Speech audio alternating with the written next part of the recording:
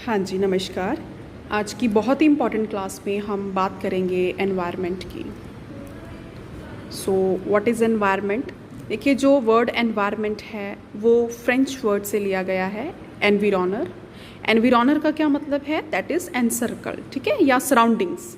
सो surroundings और encircle से बना है एनविरोनर, दैट इज़ एनवायरनमेंट, जो कि एक फ्रेंच वर्ड है। सो कई बार एग्जाम में पूछ लिया जाता है कि एनवायरनमेंट कौन सा वर्ड है, तो ये एक फ्रेंच वर्ड है जो जिसका मतलब है surroundings. Alright, it is sum total of water, air and land. So ये एक ब्लेंड है जिसमें हर एक कंपोनेंट जो है वो हम इन्वॉल्व करेंगे एनवायरनमेंट में, चाहे वो वाटर है, चाहे वो एयर है, या फिर लैंड है, ठीक है। And it is the inter relationship that exist among them.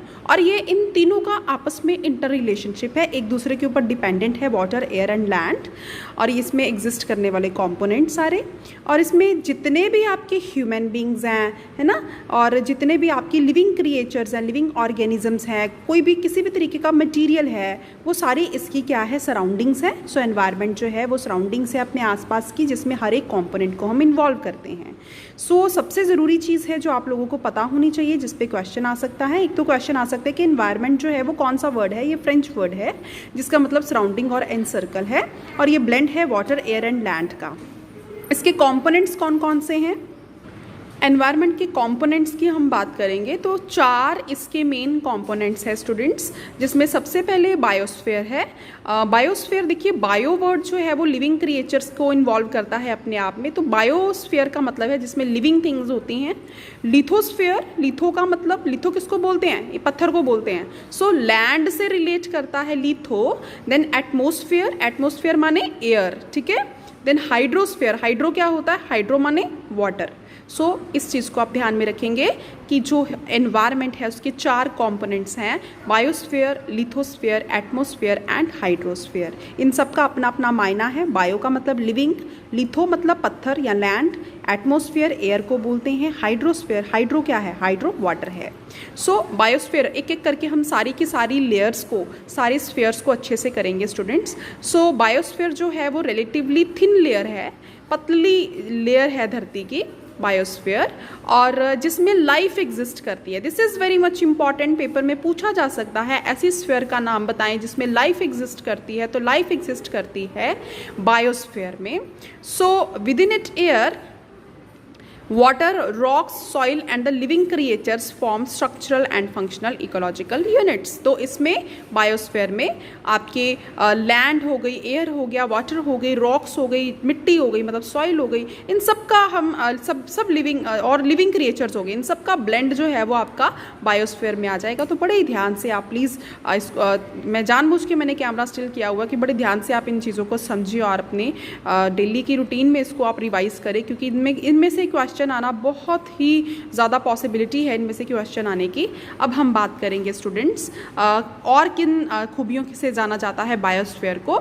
अच्छा, एक बार पेपर में क्वेश्चन आया था कि one joint global living system किसको बोलते हैं, या single joint global living system किसको बोलते हैं? वो बायोस्फीयर को बोलते हैं। इसलिए मैंने इसको अंडरलाइन करा है, इंपॉर्टेंट है ये लाइन अपने आप में, कि इसको one joint global living system के नाम से भी जाना जाता है, क्योंकि यही एक ऐसी लेयर है जिसमें क्रॉप्स भी मिलेंगी आपको, डोमेस्टिक एनिमल्स भी होंगे यहाँ पे, और ये ह्यूमन मेटाबॉलिक एनवायरनमेंट की जो रिक्वायरमेंट्स हैं उनको फुलफिल कौन करता है? बायोस्फीयर करता है। तो इस पे भी क्वेश्चन आया हुआ है कि ह्यूमन मेटाबॉलिक एनवायरनमेंट रिक्वायरमेंट्स को कौन फुलफिल करता है? तो इसका राइट आंसर होएगा बायोस्फीयर। सो प्लीज़ इसको भी बहुत ही ध्यान से समझिएगा। बात करेंगे लिथोस्फीयर की। सो लिथोस्फीयर क्या है? इसमें कुछ एक पॉइंट्स बड़े ही ज़्यादा, बहुत ही ज़्यादा स्टूडेंट्स इंपॉर्टेंट है। तो लिथोस्फीयर की जो बेस है वो है सॉइल, मिट्टी जो है वो बेस है लिथोस्फीयर का, क्योंकि लिथो अपने आप में किसको बोलते हैं? पुरातन काल में पत्थरों को लिथो बोलते हैं, लैंड को। सो सॉइल जो है वो लिथोस्फीयर का बेस है, और यही एग्रीकल्चर का भी बेस है। देन हम बात करेंगे जो लिथोस्फीयर है उसमें, उसी में आपको मिनरल्स और ऑयल, कोल एंड गैस मिलेंगे। तो क्वेश्चन आया हुआ है पेपर में, ऐसी कौन सी लेयर है, ऐसा कौन सा स्फीयर है जिसमें मिनरल, ऑयल, कोल और गैस जो है वो पाई जाती है? तो उसका राइट आंसर होएगा स्टूडेंट्स व्हाट? लिथोस्फीयर। ठीक है, इंपॉर्टेंट है। और नेक्स्ट इंपॉर्टेंट एलिमेंट, इसमें 92 एलिमेंट्स आपको मिलेंगे। 92 एलिमेंट्स को एक्सट्रैक्ट कर सकते हो आप लिथोस्फीयर से, जिसमें से 92 में से जो 8 एलिमेंट्स होंगे वो अपने आप में बहुत ही कॉमन और इम्पॉर्टेंट एलिमेंट्स होंगे। उनको मैंने अंडरलाइन कर लिया, उनकी अमाउंट को भी मैंने लिखा है, उसको आप लर्न कर सकते हो एज सच। तो सबसे ज़्यादा जो पाई जाने वाली मात्रा, ऑक्सीजन 47%, सिलिकॉन 28%, एल्यूमिनियम 8%, आयरन 5%, जैसे जैसे घटती जा रही है वैसे वैसे उसका मैंने सीरियल ऑर्डर लिखा हुआ है।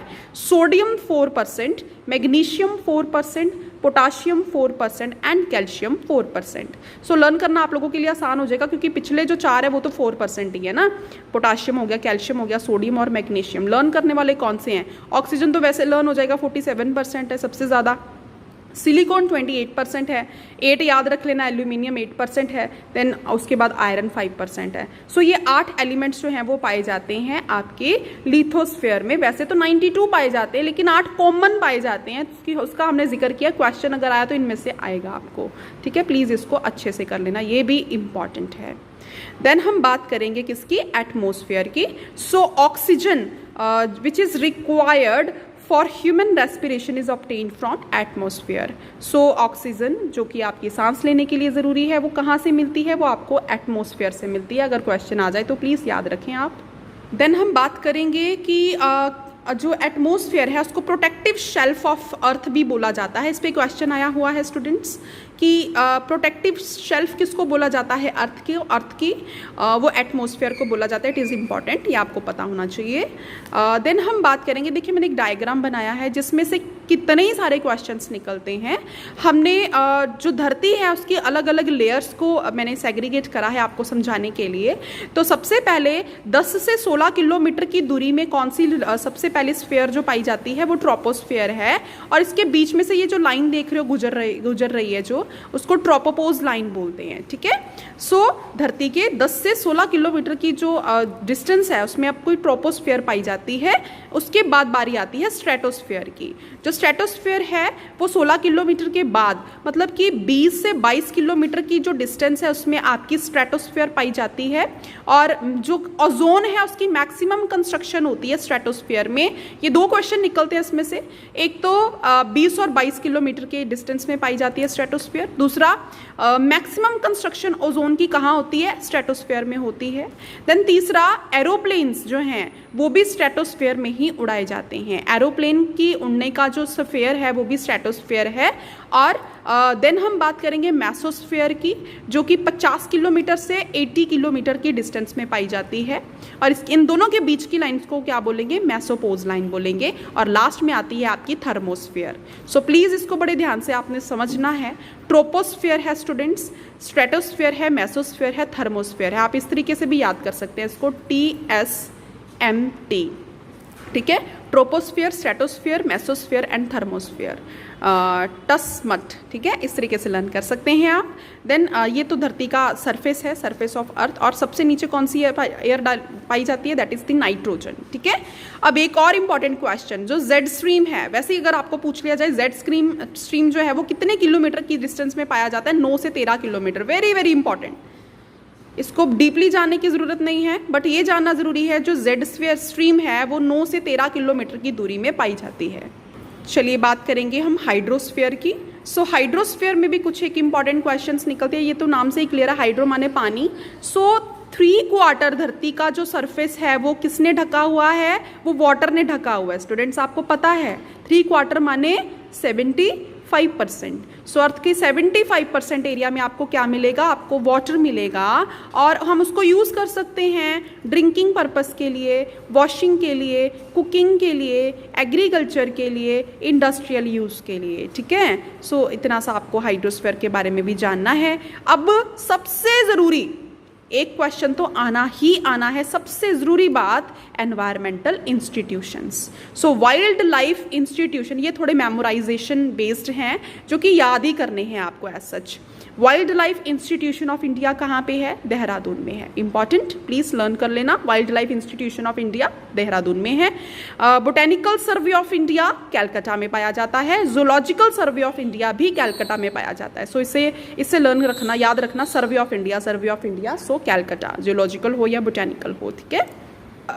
आगे स्टूडेंट्स कुछ एक इम्पॉर्टेंट डेज है जो कि हमेशा एक ना एक डे पूछ लिया जाता है आपके यूजीसी के पेपर में। तो सबसे important day world wetland day कब मनाया जाता है? 2 फरवरी को मनाया जाता है। 2 फरवरी। वर्ल्ड फॉरेस्ट डे कब मनाया जाता है? 21 मार्च को मनाया जाता है। तो ये पीपल एंड एनवायरनमेंट से रिलेटेड है।